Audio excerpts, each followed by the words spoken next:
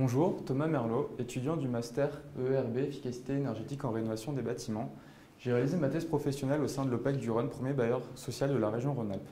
Ma problématique de thèse professionnelle était comment prendre en compte le concept de triple vulnérabilité énergétique pour répondre de manière transversale aux enjeux à la fois sociaux, énergétiques, patrimoniaux, mais aussi commerciaux d'un bailleur social.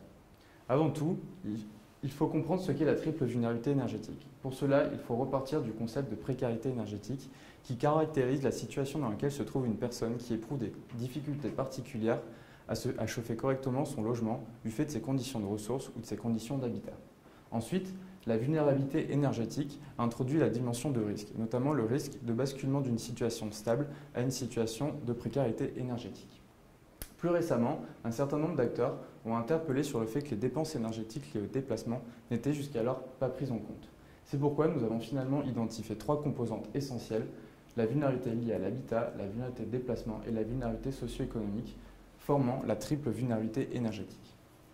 Le projet qui m'a été confié s'est fixé 4 objectifs. Le premier était de caractériser la triple vulnérabilité énergétique du patrimoine de l'OPAC du Rhône. Pour cela, nous avons construit un outil sous la forme d'une analyse multicritère. Celle-ci comprend en tout 26 critères rassemblés sous 3 grands indicateurs correspondant aux 3 composantes de la TVE. Au final, nous obtenons pour chaque résidence de l'OPAC du Rhône une note comprise entre 0 et 4, caractérisant la vulnérabilité énergétique globale des résidences. Le deuxième objectif était d'identifier des cibles prioritaires, c'est-à-dire que grâce à notre outil, nous étions en capacité de cibler les résidences les plus vulnérables du parc. Le troisième objectif était de comparer la pertinence des modèles. En effet, le projet s'est basé sur le postulat que les modèles utilisés jusqu'alors pour classer le patrimoine n'étaient pas pertinents pour identifier la vulnérabilité des résidences.